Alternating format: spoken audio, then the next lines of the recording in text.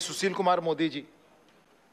महोदय, मैं इस बिल के समर्थन में बोलने के लिए खड़ा हुआ हूँ। उपसभापति महोदय, पिछले 5 वर्षों के अंदर 5 लाख से ज़्यादा कंपनियों का नाम कंपनी रजिस्ट्रार के रजिस्टर से हटाना पड़ा। केवल 2 साल में 17, 18 और 89 में 3,79,000 जो कंपनीज थी उनका नाम हटाना पड़ा। और ये पाया गया कि ज़्यादातर कंपनियां bank fraud, cheating, round tripping, इन सारी चीज़ों के अंदर शामिल हैं। और इन 5 लाख में करीब 2.38 लाख कंपनियां जो थी वो शेल कंपनियां थी। एक ही एड्रेस पर 100 कंपनियां हैं, एक ही, और बड़ी संख्या में ऐसी कंपनीज थी जिनका ना कोई पता ठिकाना था, ना कोई इनकी जगह थी। तो सचिव महोदय, क्यों ये बिल लाना पड़ा, आप इसी से अंदाज कर सकते हैं। और इन सारी शेल कंपनियों के पीछे कहीं ना कहीं कोई सीए का दिमाग था, कहीं ना कोई सीए उसके अंदर शामिल था। इतना ही नहीं सचिव महोदय, मैं पिछले दिनों ED arrest CA in Hyderabad for adding shell companies launder funds to Hong Kong, ED arrest Delhi CA in money laundering case linked to fertilizer scam, 8 chartered accountants arrested for GST fraud. सती महोदय, 16 for gambling arrested, 3 chartered accountants arrested, CGST official and 2 CAs arrested on charge of extortion. सती महोदय, ये जो पिछले 5 साल के अंदर जो बड़े पैमाने पर ये पाया गया कि जो चार्टर्ड अकाउंटेंट्स है वो कहीं ना कहीं, और उसमें कुछ लोग हैं, वो सारे लोग नहीं है, कुछ लोग हैं जो इस प्रकार की शेल कंपनी, इस प्रकार के और भ्रष्टाचार के खिलाफ में हैं। और इसलिए सरकार को मजबूरन इस बिल को लाना पड़ा है। सती महोदय, जैसा मेरे पूर्व के सदस्य ने कहा, हम उनकी परीक्षा में कोई हस्तक्षेप नहीं कर रहे हैं। उनके एग्जाम में, उनके करिकुलम में, उनके रिजल्ट में, उनके लाइसेंस के अंदर, उन सारी चीज़ों में उनको स्वायत्तता है। केवल एक जगह जहां सरकार हस्तक्षेप नहीं बल्कि उसको मजबूत करना चाहती है, वह डिसिप्लिनरी कमेटी के बारे में। और मैं सदन को बताना चाहूँगा अभी क्या थी स्थिति सती महोदय। 4 कमेटी है डिसिप्लिनरी कमेटी, और 3 के चेयरमैन कौन है, तो आईसीआई के जो प्रेसिडेंट होते हैं वो 3 कमेटी के चेयरमैन हैं। और एक कमेटी के, एक जोन के चेयरमैन कौन है, तो जो वाइस प्रेसिडेंट हैं वो 4थे जोन के डिसिप्लिनरी कमेटी के चेयरमैन है। सती महोदय, तो इसीलिए चूंकि कन्फ्लिक्ट ऑफ इंटरेस्ट है, जो चेयरमैन होता है चुनाव जीत कर आता है, लाखों रुपया करोड़ रुपया खर्च होते तब वो चेयरमैन बनता है, और इसलिए वो अपने मेंबर्स के खिलाफ कोई कार्रवाई नहीं कर पाता है। और इसलिए पिछले वर्षों में पाया गया कि सैकड़ों की संख्या में केसेस पेंडिंग है, वर्षों तक कोई कार्रवाई नहीं हुई, दबा के रखा गया, फ्लिम्सी ग्राउंड पर उसको रिजेक्ट कर दिया गया। यहाँ तक कि सीबीआई, ईडी और सरकार ने जो कंप्लेन रेकमेंड किया था उस पर भी वर्षों तक कोई कार्रवाई नहीं हुई। और सत्यवीर महोदय, जो लोग कहते हैं कि उनको एक्सपर्टाइज नहीं है, सीए होना चाहिए, मैं उनको बताना चाहूँगा कि जो डायरेक्टर डिसिप्लिन का जो पोस्ट, डायरेक्टर डिसिप्लिन, वो सीए होगा। और 22 लोग रहते हैं उसके अंदर कमेटी में, डायरेक्टोरेट में, उसमें 11 सीए होंगे, और वही लोग पूरा केस तैयार करके और डायरेक्टोरेट के सामने प्रेजेंट करेंगे। और सती महोदय, जहाँ तक कमेटी की बात है, कंपोजिशन की बात है, केवल सरकार ने ये किया है कि जो प्रिजाइडिंग ऑफिसर होगा वो नॉन सीए होगा। और सती महोदय, मैं सवाल पूछना चाहता हूँ, आप कहते कि एक्सपर्टाइज नहीं है, कल डिसिप्लिनरी कमेटी का जो निर्णय होता था वो अपील में कहाँ जाता था, ट्रिब्यूनल में जाता था, वहाँ तो कोई सीए नहीं है। ट्रिब्यूनल के निर्णय के खिलाफ कोर्ट में जाते हैं, वहाँ तो कोई सीए नहीं है। हाईकोर्ट के निर्णय के खिलाफ सुप्रीम कोर्ट में जाते हैं, वहाँ तो कोई सीए नहीं है। तो सती महोदय, केवल कन्फ्लिक्ट ऑफ इंटरेस्ट, जो विरोधाभास था, कन्फ्लिक्ट था, उसी को केवल दूर करने का प्रयास किया गया। और केवल ये कहा गया है कि जो डिसिप्लिनरी कमेटी है उसका जो प्रिजाइडिंग ऑफिसर होगा वो नॉन सीए होगा। और पहले सरकार नॉमिनेट करती थी सती महोदय उसके मेंबर्स को, लेकिन अब सरकार नॉमिनेट नहीं करेगी। जो सीए की काउंसिल है वो एक पैनल तैयार करेगी, और उसी पैनल में से सरकार जो नामों का चयन करेगी। तो जो राज्य केंद्र सरकार को नॉमिनेट करने का अधिकार था वो भी इसमें से समाप्त हो गया।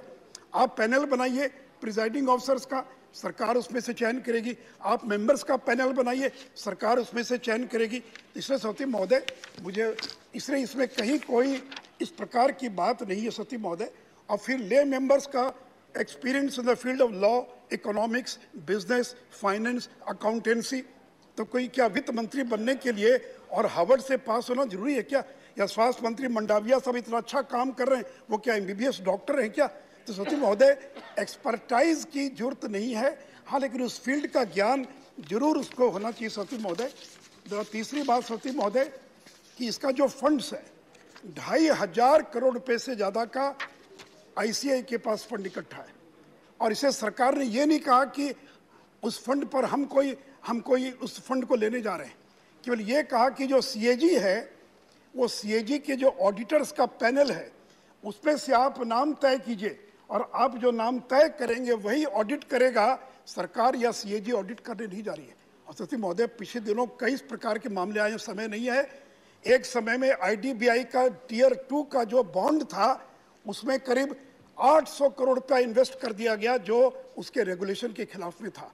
बैंकों में पैसा जमा करने की होड़ मची रहती है, और लोगों को मालूम है कि अगर किसी बैंक में पैसा जमा करेंगे तो उसके बदले में क्या मिलता है सती महोदय।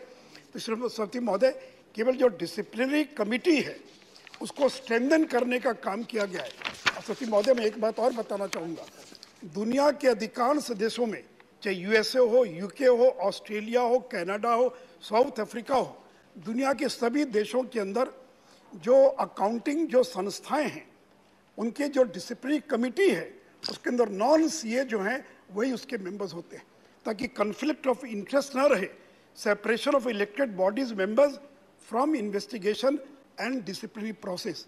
अमेरिका में तो सती महोदय 56 बोर्ड्स है, या तो भारत में एक केवल ICI है जो CA की डिग्री प्रदान करता है। अमेरिका में 56 बोर्ड्स है, और उस बोर्ड्स के जो भी अपॉइंटमेंट होता है वो सरकार करती है। साउथ अफ्रीका में, ऑस्ट्रेलिया में, कनाडा में, यहाँ तक कि इंटरनेशनल फेडरेशन ऑफ अकाउंटेंट्स उसके 175 मेंबर हैं, 130 देशों के लोग उसके मेंबर हैं।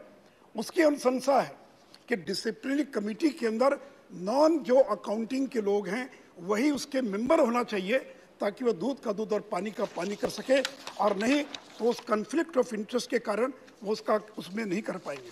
सती महोदय एक और विरोध किया जा रहा है कोऑर्डिनेशन कमेटी की क्या आवश्यकता है।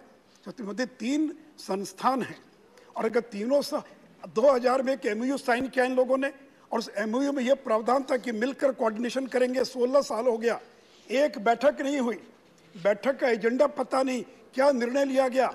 अब सरकार ने कहा कि तीनों जो संस्थाएं हैं उसके लिए कोऑर्डिनेशन कमेटी होगी, जिसको प्रिजाइड करेंगे कंपनी सेक्रेटरीज के, जो कंपनी अफेयर्स के जो सेक्रेटरी हैं, और तीनों संस्थाओं के प्रेसिडेंट, वाइस प्रेसिडेंट और सेक्रेटरी उसके मेंबर होंगे। इसमें क्या आपत्ति सती महोदय? इसका भी विरोध किया जा रहा है। और सती महोदय जो एक सबसे महत्व की बात है, अभी तक केवल कार्रवाई करने का अधिकार था चार्टर्ड अकाउंटेंट पर, लेकिन जो चार्टर्ड अकाउंटेंट फर्म्स है उन पर कार्रवाई करने का चार्टर्ड अकाउंटेंट इंस्टीट्यूट को अधिकार नहीं था।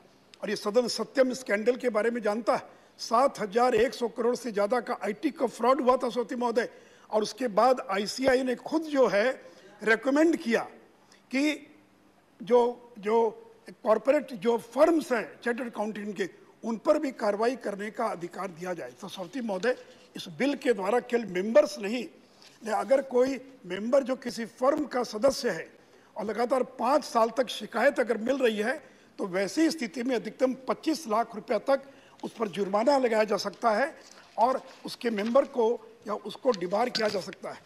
और सती महोदय पहले कोई टाइमलाइन नहीं था कितने दिनों में प्रोसीडिंग पूरी होगी। अब इसमें प्रावधान किया गया है कि 365 दिनों के अंदर प्रोसीडिंग पूरी हो जाएगी। पहले प्रावधान था कि कोई भी विड्रॉ कर सकता है, आपने कंप्लेंट फाइल किया और मिल गए, और कुछ अंडर हैंड डील हो गया, विड्रॉ कर लिया गया। अब इसमें प्रावधान किया गया कि कोई भी विड्रॉल कंप्लेंट नॉट परमिसिबल, कोई भी उसके अंदर कोई और इसको कंप्लेंट को विड्रॉ नहीं कर सकता है। और सती महोदय पहले जो चेयरमैन था उसी को सेक्रेटरी का भी पावर था, सारे पावर्स चेयरमैन के पास थे।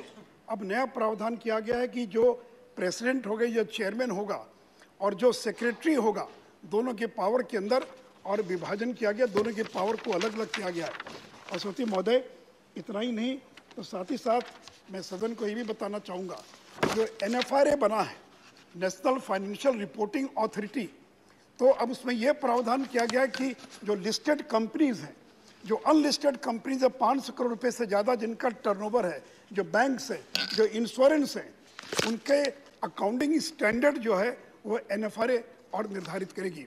इसलिए सभापति महोदय, उपसभापति महोदय, मैं सदन के माध्यम से अपने चार्टर्ड अकाउंटेंट्स को भी आश्वस्त करना चाहूँगा, बड़ी स्ट्रांग लॉबी है, एक एक मेंबर के पास जाते हैं, लोगों को समझाने का प्रयास करते हैं, लेकिन मैं आदरणीय प्रधानमंत्री जी को धन्यवाद देना चाहूँगा जिन्होंने भ्रष्टाचार के खिलाफ जो संघर्ष, जो ऐलान किया है, उसको परिणति तक पहुँचाने के लिए आवश्यक था कि जो चार्टर्ड अकाउंटेंट्स की जो बॉडी है, इसके जो डिसिप्लिनरी, इसमें जो डिसिप्लिनरी कमिटी है, उसको और स्ट्रेंथन किया जाए।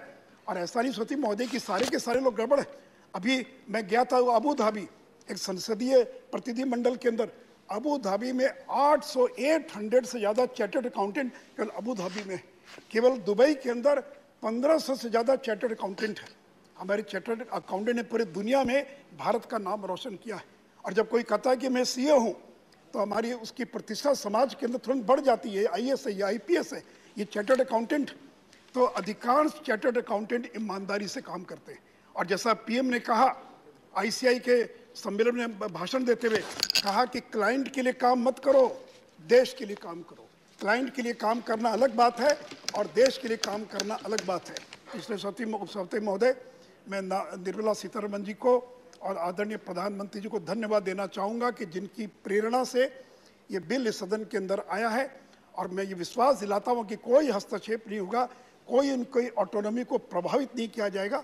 केवल जो गलत लोग हैं, जो मिसकंडक्ट करने वाले जो लोग हैं, उन्हीं पर कार्रवाई करने के लिए इसके अंदर कड़े प्रावधान किए गए। धन्यवाद।